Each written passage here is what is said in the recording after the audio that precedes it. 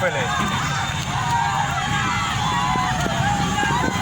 ay Maki boy Maki oh ikan mon Maki Ibrahim ala ida on nanda mon na jagal no odo okay kabilam no ondo mi mo ngun giya okay na jatto jama de jatto di video ame ali go non jamu de bale jo la wala taw ni non mo pizza na wala lo ko Maki da on go ngun jun mai ni Maki da anda Umbian ala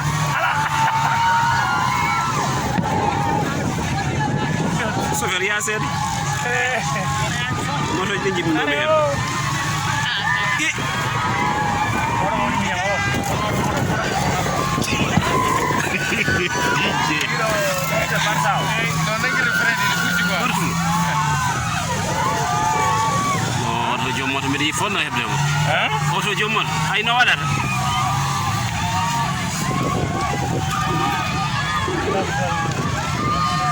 ana wenen nandi wonna mo mo kiri boy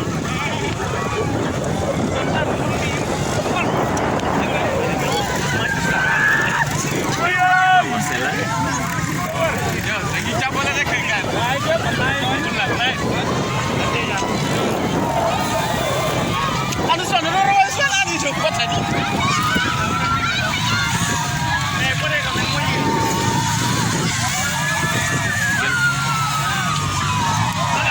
sukaɓe ko ɓe yimɓe mbawi mo deƴe dagi mimmi wawamoto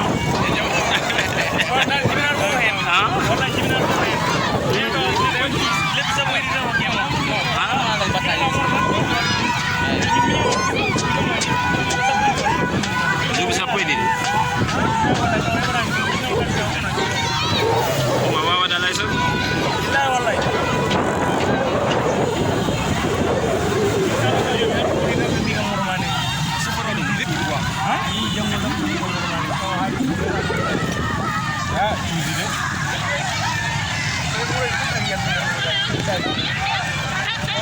am ji bari nangi dude surtout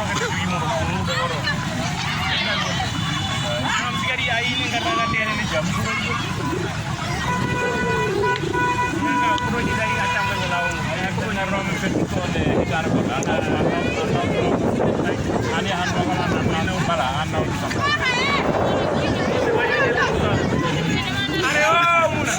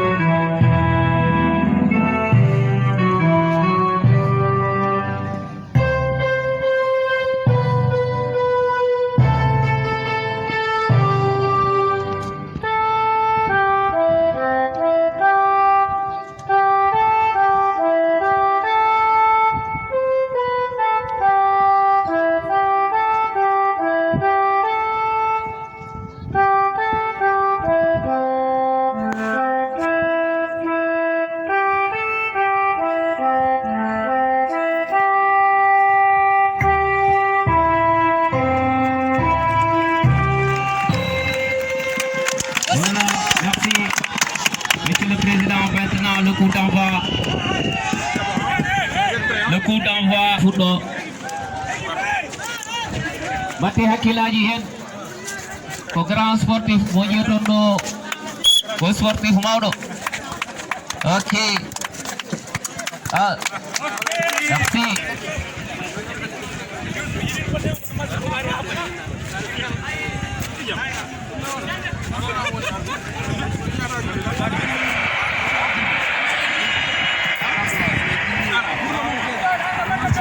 voilà après le coup d'envoi j'espère que on va démarrer le match. Bandirabe coup d'envoi Wadama Joni, président arbitré par monsieur Yaya Kone, assisté de Ousmane Sissoko et de Alseini Bari. Selou Diallo, Chefna Sissoko, Babacar Diallo Katago, Samba Sissoko, Bakari Soko, Mamadou Dia, Salif Sissoko, Santé, Hussein Sy, Ali Diop, Youssouf Mbaye, Jamil Diko, Mamadou Diko, et Ahmed. Ça c'est voilà l'ensemble des joueurs de Bala qui sont là. Je les ai cités comme fondateurs. Le capitaine va les présenter. Voilà, donc on me signale le capitaine de Bala c'est Bakary Sonko, le capitaine de Thiaroye c'est Djibi Diop. Voilà, monsieur le président, donc le capitaine de Bala Bakary Sonko qui fait la présentation. On a essayé.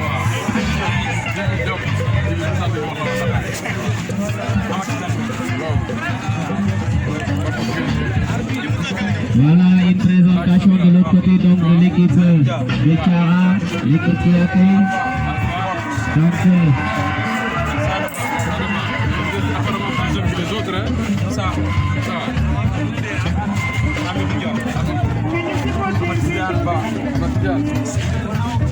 Abdrahman Hot. Moussa Hot. Abdrahman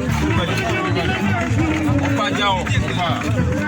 Voilà Djibi Diop, le capitaine de l'équipe de Thiara, qui fait la présentation de son équipe. Voilà, ça c'est beau.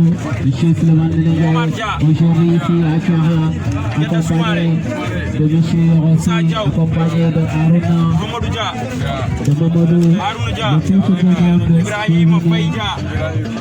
monde. Samba.